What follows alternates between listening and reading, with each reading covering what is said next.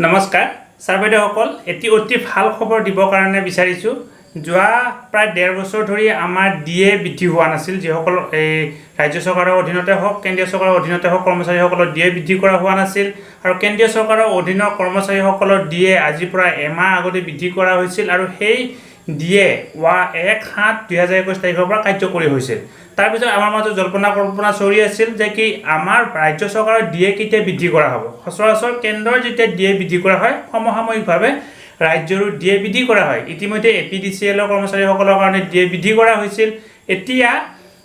সেই ভাল খবৰটো ইতিমধ্যে আহি পৰিছে আজি অসম কেবিনেটৰ এখন গুৰুত্বপূৰ্ণ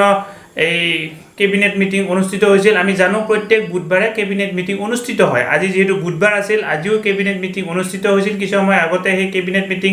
সমাপ্ত হৈছে আৰু কেবিনেট মিটিঙত বিভিন্ন ধৰণৰ গুৰুত্বপূৰ্ণ সিদ্ধান্তৰ লগতে আমাৰ ৰাজ্য চৰকাৰৰ কৰ্মচাৰীসকলৰ ডিএৰ সিদ্ধান্তটো লোৱা হৈছে ডিএ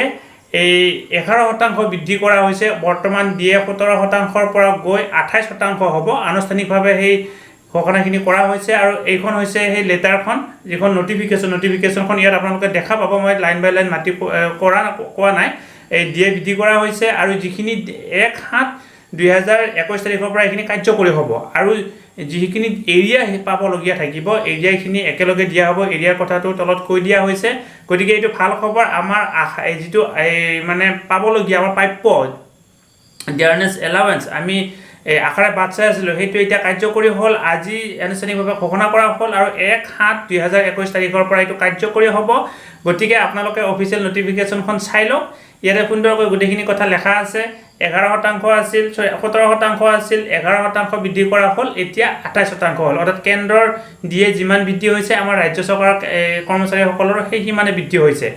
ইয়াতে যিসকল পেঞ্চনাৰ আছে পেঞ্চনাৰসকলৰ ডিএ বৃদ্ধিব বা আন যিসকল কৰ্মচাৰী আছে সকলোৰে ডিএ বৃদ্ধি হ'ব গতিকে ছাৰ বাইদেউসকল অতি ভাল খবৰটো আপোনালোকক জনালোঁ ভিডিঅ'টো যিমান পাৰে সিমান ফৰৱাৰ্ড কৰক ধন্যবাদ